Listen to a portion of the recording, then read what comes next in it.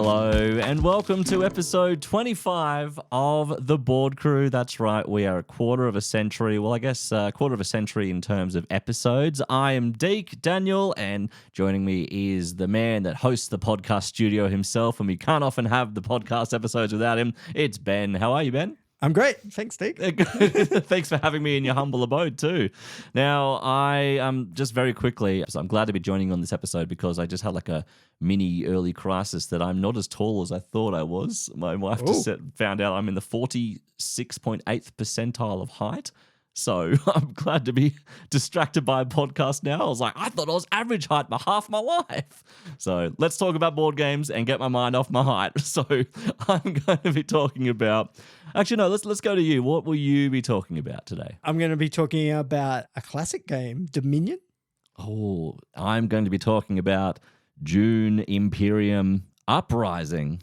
And then we're going to be talking about, well, it's kind of a board game, Balatro. Ooh, we're going rogue. Is this our first video game review? No, Bronson did. He did Jackbox. Jackbox, yes. Oh, yeah. Bronson broke it, so now we can talk about it. It's like in a trick-taking game. Someone has to break it first, and then everyone else can do it. All right, well, let's dive into it. Let's hear about Dominion.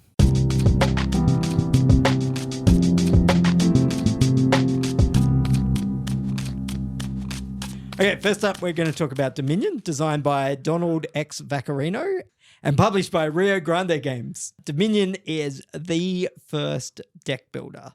Origin story. Yeah. This is the thing that if you've ever played a deck builder in games, this is the reason why. There's some debate about that. There was like I think a StarCraft board game, which had like an element of deck building, but not really. It was more like a bit closer to sort of like a Magic the Gathering, like deck construction style, which you kind of call deck building, but it's different. Those terms are loose, aren't they? Deck construction, deck building, they think they're the same. They're completely different. If you haven't played a deck builder before, it's basically a game where you start off with a hand of cards, usually pretty terrible cards of whatever game it is.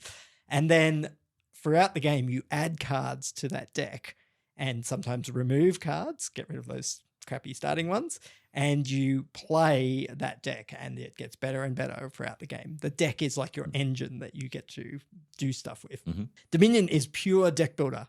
The rules are really simple too. You can explain them with A, B, C, D. A, take an action. B, buy a card. C, clean up. So basically you clean and like get rid of all the cards that you played and all the cards in your hand. Everyone's favorite rule, cleaning up. Yeah, cleaning up.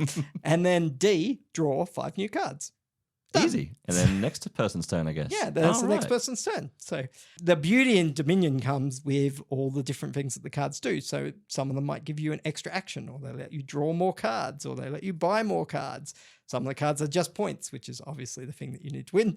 At the end of the game, the person with the most points wins. If you've got experienced players with Dominion, you could play a game in like 10 to 15 minutes. Your first game's probably going to take half an hour. But I love Dominion. Like there are so many cards. Yeah. Like even in the base deck, I think someone worked out that there's well over 1,000 different games you could play, like in terms of the combination.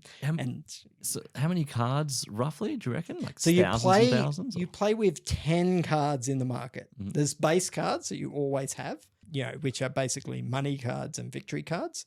And then you've got 10 cards that you can buy.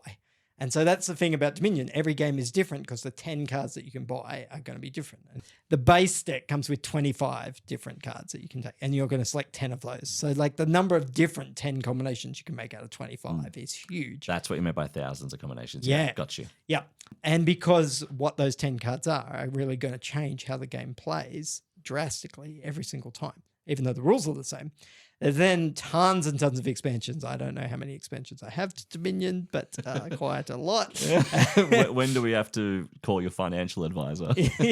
Yeah. I mean, if my house burnt down, Dominion would be the most expensive game to replace just because of the amount of times that I've bought a Dominion Oh, wow. expansions. Your house contents insurance would be through the roof. The premiums just for your board game shelves alone, but Dominion would take up a large chunk of that. Yeah. So I love it. It's great. Every game you play is a little bit different, but even if you played with the same cards, it's not a boring game. One of the things about Dominion is it's actually very strategy heavy as opposed to tactical. So lots of games are, like react to the situation that you're in and, figure out what you're going to do. In Dominion, you kind of look at the 10 cards and you form a plan. So you kind of go, if I bought like as many copies of that card as possible and then combined it with that other card over there, then when I draw both of those, like that's going to be amazing. And then I can start collecting this card because that'll help me get the points. They combo off each other. Yeah. Lots of the cards combo really well. And that's part of the interest. You're trying to work out those combos, but you'll work out those combos kind of before you start.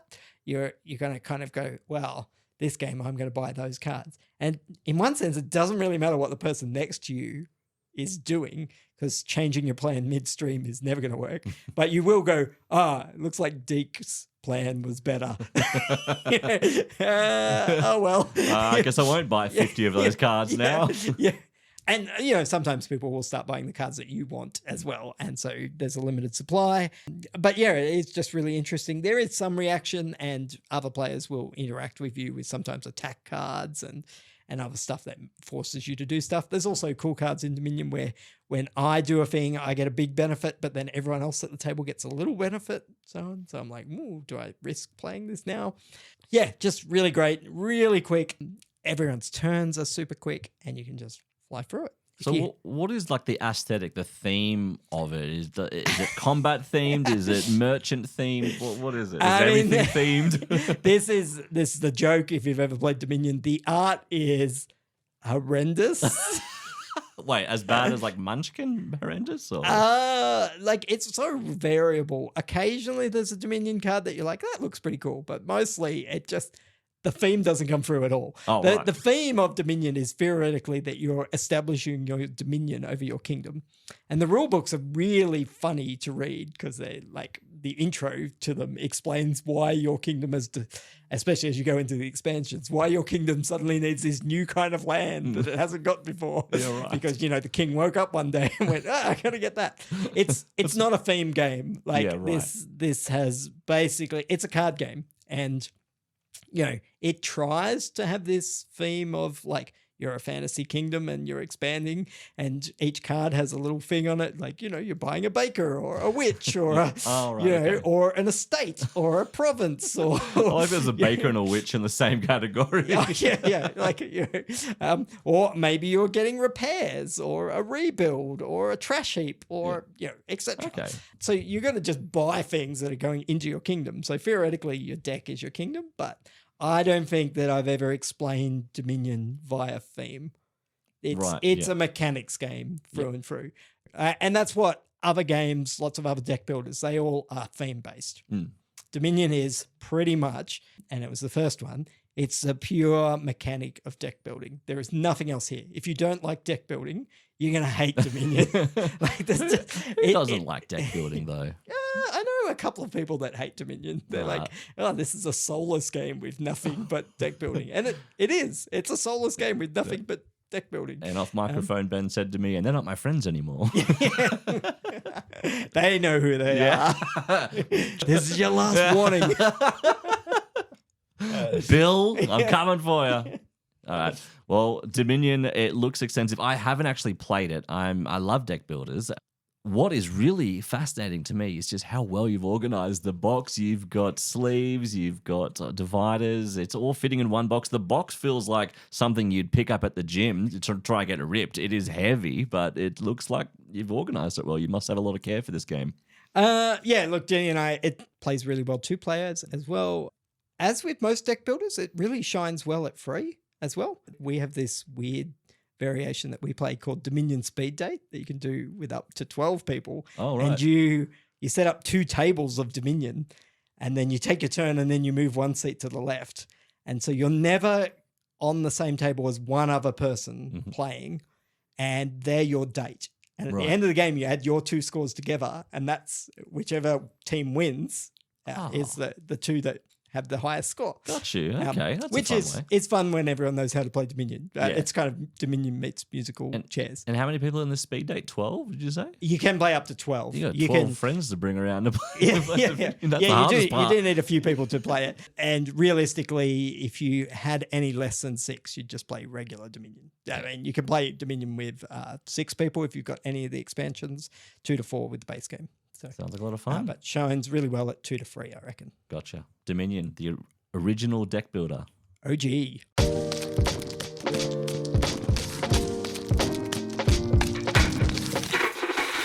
Dune Imperium Uprising is the next game by Legendary, designed by Paul Dennen. I am going to just come off the bat and say I love this game. There you go. I've spoiled the review. You don't even need to listen. Next game. Yeah, next game, done. Why do I love it? There are a lot of reasons, but this is the interesting thing, Ben, is that I'm not really a guy that loves crunchy games. The whole time you've known me, you've never been like, oh, Deek, you should come play like Spirit Island or Age of Innovation. You have tried, and you're very thoughtful of you, but oh no. I mean, when you said can anyone bring Dune Imperium Uprising, I was like, really? Does he know what this game is? Has he checked this? Yep, but just like Bronson, like what was it, Barbados, or what was the game that he liked, Venezuela? Barcelona. I was getting there. Barcelona. And he's not really a big crunchy guy either. This is the game for me. This is the crunchy game that I love. It has nothing to do with the fact that well, actually, no. To be honest, I don't think the movies are that. I'm kind of in the minority of thinking the movies are a bit all right. Okay. I mean, I haven't seen the movies, so I'm also in the minority. Yeah, they're okay. I don't really rate them that highly, but the game is so fun thematically. I love that it is a deck builder, so already big tick there. It's also a worker placement game, and that's fun for some people. It wasn't always my thing, but this game has kind of turned me around on worker placement games. Majority of the game is you have aligned yourself with, you've chosen a character from the movies or the books, whichever one you want to sort of relate to, and they all have a secret power, a special power, and when you're placing... Yeah, it's not so much secret. Yeah, I guess they're not really Everyone secret. knows what you Yeah, are. true. Yeah, that's right. They're not secret abilities. They are pretty public known abilities. You can get some secrets, but I'll get to that later. And you have this giant space. You're fighting for spice. You know, it's like the Colonel's here, and you're trying to get these 11 herbs and spices. But these are very, very highly sought after by factions across the entire Dune planet. As you've read the books and seen the movie, you know the pop culture references. It's giant sandworms galore. There are also giant sandworms in this game, but yeah, you're fighting for dominance. You are fighting to get the most spice. You're fighting to accumulate the most points. You just want to be able to be the best of the best and have the factions. The game is kind of split into 3 sections. So how it works is basically you draw your cards, and then you can play your cards by assigning your agents to positions on the planet, and those positions can give you resources. They can give you Solari, which is one of the currencies. They can give you spice or water. And all of these are very hard to find. You have to have some sort of a transactional mindset where you're thinking of comboing and strategizing in advance. If I place this guy here, I can get a spice, which means the next turn I can spend my spice to buy this, etc., etc., etc. That's the kind of planning. That's how worker placements go. Don't need to explain deck builders because we went into depth just a moment ago. But that's essentially the gist of the game. That's your turn. So you're placing your cards. On the second kind of part of your turn, you are revealing the rest of your cards. So you won't play all the cards in your hand usually. You can also just choose to not play any cards at all and just reveal straight away. The benefit of that is that all your cards have a currency on the bottom of them, or most of them do anyway. Your starting cards pretty crappy, but you can trash them like you can in Dominion and get better cards. And then the third turn is combat, baby. We're fighting. We're fighting for dominance over particular places on Dune. So while you're also gathering resources and trying to accumulate combos to make, your victory points climb up higher and higher, you're also garrisoning units. You're sending them out to combat, and then whoever has the highest amount of garrisoned units or total combat power at the end of that round will win the prize, and the prizes always change at the end of the round, and they're really, really cool. So in one case, it can be, the first prize, you just straight up get a victory point. Good on you. Second prize can be you get 2 spice. Third prize, you get water. They're all pretty decent prizes. It's up to you whether you need to prioritize. If you need to even be in this battle at all, those prizes are very good, but maybe I should prioritize I don't know, maybe getting more Solari so I can buy another turn. So you can actually purchase a Sword Master, which gives you a third turn in your first turn.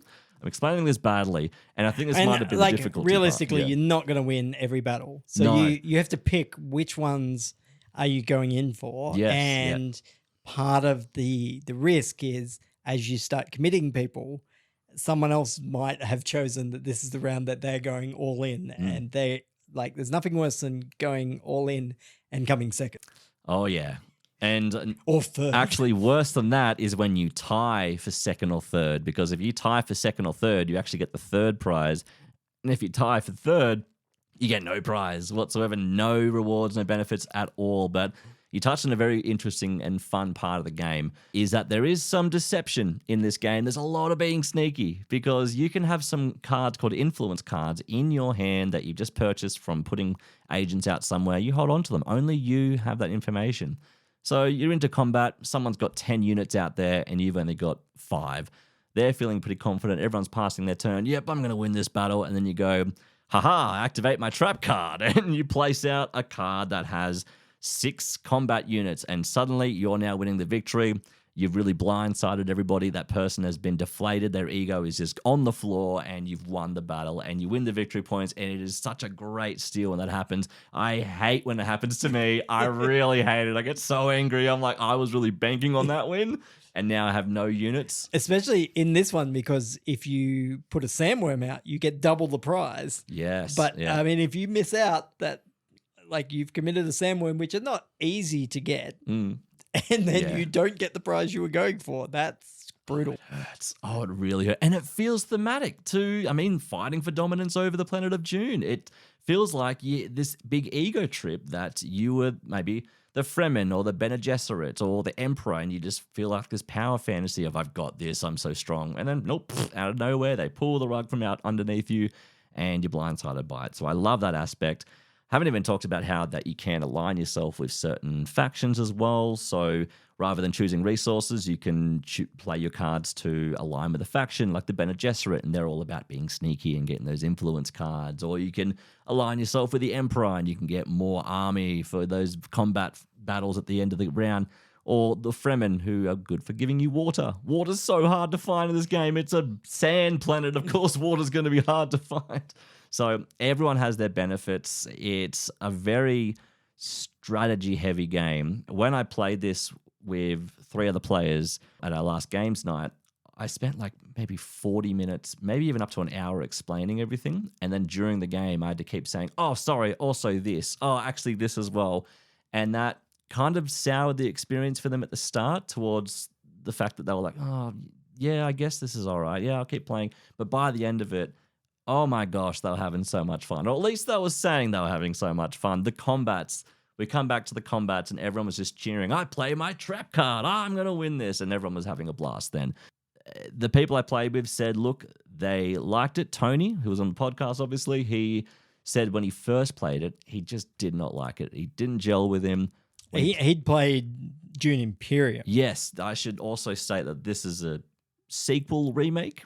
Reboot sequel thing. I guess it's so, I mean, we should probably talk about that. It's so similar to Dune Imperium. Yes. There's sandworms and there's spies. Mm-hmm. That's right. And there's not whatever the thing that they took out is. There is now a wall in Imperium Uprising. Yep. So you have to break down the wall before you get your sandworms. So it's not just instant victory. I've got sandworms, I'm going to win now. Another thing is if you win enough battles in certain areas, you can claim dominance over that particular land. So if anyone comes to visit that land, they have to give you money, like it's a tariff or a tax or something.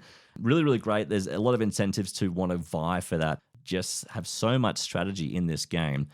It can be very overwhelming when you're playing it for the first time. Like I opened the box and 4 manuals basically came out with it. But the game is simple in its core. It's just you're placing agents and then gaining the rewards. That's the gist of the game. But it's hard to understand and learn all the iconography and things like that. But Yeah. I really love it. Would definitely play it in a heartbeat if anyone wants to spend an hour or two with me. Yeah, look, I would say if you've played Dune Imperium, you've basically played Dune Imperium Uprising. Yeah. And, all right, okay, so Tony changed his mind, but I don't think it's going to change many people's opinion No. from game to game. I think Uprising is better, but only mildly. Like it really just feels like Dune Imperium with an expansion. Yeah, it kind of does feel like that. Some things have been reworked, some things were overpowered before, and now they've taken that away, so they've balanced and tweaked it a bit. Yeah. Sandworms are not at all balanced, though. Once you get those out, it's not game over, but gosh, it feels like it when people start getting double rewards and almost instantly winning combats because they have more. Tony got sandworms straight away and he was dominating most combats. Yeah, but you do have to invest fairly heavily to get them. So it's a bit like the Swordmaster. Like, getting that third turn when everyone else only has 2 turns is huge. But that's a big investment generally to get it. 8 Solari, and Solari is hard to get. You have to spend spice to get it, and spice is hard to get. And it just keeps going from there. You have to really prioritize what you want to get. Dune Imperium, I rate it highly.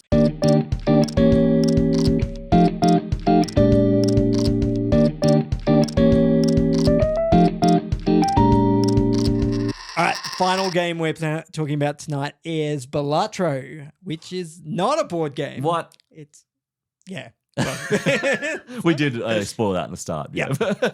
Balatro is a computer game or an app. You can get it, through Steam or like through any of your app stores. I've got it on my app, on my phone, Yeah. The reason I'm talking about it is it feels like a board game. Like you are playing poker, essentially. But the trick with Balatro is you get jokers, and jokers give you special multipliers for the hands. And each time you got to beat like the blind. Each time you got to beat the blind by getting a certain number of chips, and different hands are worth so many chips, and the cards are each worth so many chips. So an ace is worth like more chips than a 2, and and a flush is much better than a pair. So you're trying to get the best hands out of the cards that you draw. You get to draw, like eight cards, and you're choosing 5 of them to play. You also get like discards, so it's already feeling a little gamey. But then you get these jokers that mean like, every time you play an 8, you get double points or something like that. And then you also can add cards to your deck. You're like, well, I'm just going to add another ace of hearts, or I'm going to make this king give double score now. And so you buy little things that like modify your deck. It's a style of game called a roguelike or roguelite, which basically means you have 1 life. You're going through, but when you die, your progress resets. But each game that you play, you are hopefully going to unlock new cards that you haven't seen before. You'll achieve something, play a hand with 5 jacks in it or something. And then now you get access to a new joker that will come up in the shop that you can buy and play away. So I really like it. It's a fun little game that you get to play. It's got a very retro sort of look to all of the art. Kind of makes it look like you're playing like an old CRT monitor kind of thing. Like everything's slightly grainy, slightly distorted. Yeah, it kind of has that scary, distorted vibe about it as well. I think that's part of its charm, is that it kind of feels like a horror game-ish, but it's not. It's yeah. Everything, like the jokers and everything just feels slightly off. Yeah. And the sound feels slightly off. It's maybe like horror in the Jumanji type style. Yeah. Like, like this is a game, but why are you playing it? Like, is something wrong? That's a good point. And all the jokers are just smiling at you evilly too. I think that's what it is. Maybe I have a fear of clowns. Who knows? Yeah. Maybe don't play this if you've got a real fear of clowns. There's clowns everywhere. That's actually the main part of the game is getting the best clowns. And the clowns talk to you. They do. I don't like when they do that. I like the little sound in this game. The sounds are fun. They're just like boop, boop, boop, boop, boop, boop. And they just sound, I don't know, thick and deep and lovely. I don't know. And like when you play a hand, that means you get so many hands each round to try and get to the blind. Mm-hmm. But when you play a hand that beats the blind in one turn, like it adds this little fire sound effect, and you're like your whole hand like kind of catches on fire, and you're watching your score go up and up and up, and that pitch gets more and more as you like get more and more points from each card. It's just so well done. It gives so many like little dopamine rushes of like a do. Yes. I assume it's what playing the pokies is like, but I don't have enough money to waste on pokies. Well, so. the interesting and ironic thing about this game is it's very anti-gambling. Like the developer has been quite outspoken about, I want to register at this game so it can never be capitalized on as a gambling thing, even though its core essence is poker. And that is a quintessential gambling game. Yeah, and there's a whole heap of like, I mean, it is a real push your luck kind of is this going to work style. Like you can't even tell how many points you're going to get when you play the hand. Yeah. You can have a bit of a guess, but then there's multipliers and like all the different things that are going to add up even before you take in the chance of, this card maybe has a 1 in 2 chance of doing a thing. But even without that, like just the pain of having to add up all the math of each hand is annoying. Yeah. So I just don't do it. Like I'm just like, this seems like a good hand. I'm going to play this. Yeah. Hopefully this will get me there. I was playing a game today where, it was my final hand. I'm like, okay, I'm going to play this. And I had to get to 40,000 chips, which is, decent. Yep. I was right up near the end. I played this hand. I'm like, I think this is going to make me. And it got me to 40,001 chips. And I was like, yes! The fire. No, like this was my last hand. I played and it just got me like another 7,000 whatever. Yeah, wow. But it got me 1 chip more than what I needed. And it was just like, it's so great. I'm a maths god. But like if the game had have told me how many points I was going to get by playing these cards, that would have taken away that experience of, yes, it just made it. True. Conversely, sometimes I've lost by, like 4 or 5 chips. I'm like, come on. Come on. Should have just done another discard and tried again. Because you can, depending on the start of the game, you can choose what suit you want to use or deck you want to use. Yeah, like each deck has a special power. Yep. Maybe you get an extra hand, an extra discard. As you win more, you unlock more decks. So you might get a deck that starts with no royals in the hand, or it has only hearts and spades in it, so which makes flushes really easy to get. So another really appealing thing about this game is that you can win the game on any kind of winning combination. So you'd think a pair, if you've played poker, pair is kind of bottom of the barrel winning.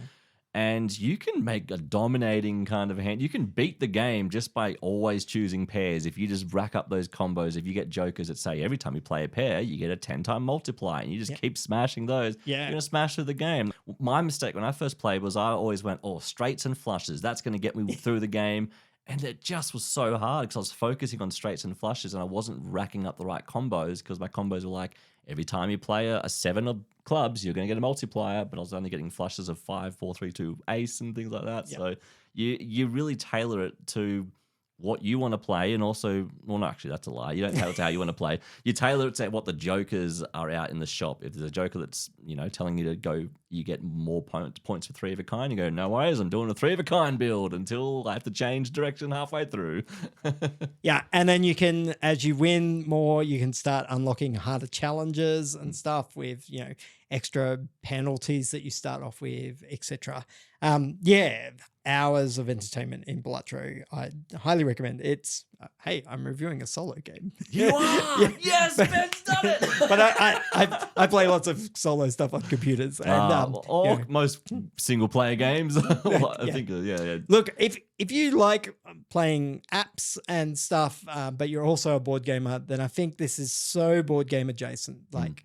There's reasons it can't be a board game, although I would have said that about Slay the Spire as well, and they proved me wrong there. But Balatro, there's just so many things that work in the video game space, but it just still feels like you're playing a board game, and so highly recommend. Just before we wrap up, I want to ask you something. Did you know that you can actually move the jokers around to any combination you want? Yeah. Okay, I did not know that. Well, Well, it made the game very hard for me. I did because one of the bosses makes you like it flips all your jokers and then moves them around and then and puts them all face down so you don't know where they are. You're like, oh, this isn't working. Yeah. The amount of times I was like, oh, if this one would have just gone first and all the multipliers were last, I would be creaming this game, and I did not because I was like, oh, just took me ages to figure out you could rearrange your hand. Yeah. You can when you play it, so that you can get the like multiplier ones at the end of the hand instead of the start. I'm like, oh, I wish that 2 times didn't happen at the start. Yep. This is terrible. It's on my ace. Exactly. Yeah. Well, good game. I feel like playing it right now, actually. So let's wrap this up. All right, 3 games, and they all involve cards. We've done well. I think Actually, they're all deck builders. they're all deck builders. What? Yay! Yes, we did it. Well, yeah, we had Dominion, the original deck building, if we're not, counting that StarCraft game. Yep. We have Dune Imperium Uprising, which is a deck builder worker placement, and we have a video game, which is a deck builder roguelite, etc., whatever you want to call it. We just like cards. I would say they would fit in the back of your pocket. That's only true about one of them, and that's Balatro if you have it on your phone. These would not fit. These are huge boxes for cards. Yeah. They're pretty big. Yeah. So, I mean, Dune Imperium has a big board and everything else. Dominion just has so many cards that, it's big. There's a lot. Yeah, there's a lot in Dune Imperium. There's a 6-player mode. There's a 2-player mode, solo mode. There's a lot to do with it. But out of the 3, which one would you? I mean, you brought 2 to the table, but either way, which one would you want to play? Whoa. Like now, if someone said, let's go play a game of one of these. Just before you came, I was halfway through a game of Balatro, so probably want to finish that. You're waiting for me to go so you can unpause your game. Look, I want to play Dominion very much, but Dune Imperium, it's got a soft spot in my heart. I only discovered it about a month ago, and it's one of those like hyper obsessions. So I'll see how long it lasts. Ask me at the end of the year. I'll be, oh, what game? Oh, yeah, Dune, that sand game. That was all right. We'll see whether it makes your game of the year for 2025. Oh, true. We'll find out next year. Maybe it'll be Friday. Oh, yeah, if I ever come around to playing that game. Sorry, Tony. I wonder if he's like his family are just looking at the shelf saying, there's one game missing. I can't quite put my finger on it. I wish I could play whatever that game was, and I'm just over here hoarding it for myself. One day, maybe on someone's birthday. I don't know. It's my birthday this month. Maybe I'll play, I don't know, whenever this episode's out. It won't be my birthday anymore, actually. We'll delete that bit. Cut. Yeah. Well, I'll play it one day. Who knows? Maybe for someone's birthday. All right. Well, thank you for hanging out with me, Ben. Thanks for letting me sit in your humble abode again. And this has been the Board Crew. Thanks for getting bored with us. Bye.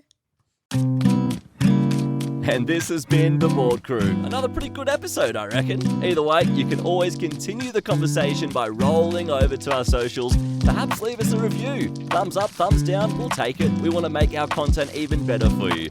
Thanks again for listening. And designed by Donald Vaccarino. Oh, I was worried about the last name there. I think that's a D, isn't it? I thought it was a B. Back at... Andy, old Google. Board Game Geek. Oh no, that's copywritten. Can't hum songs. What's a V? Vaccarino. Yep. That's terrible font. Yeah. That's a horrible font. Anyway, let's start again then. Yeah.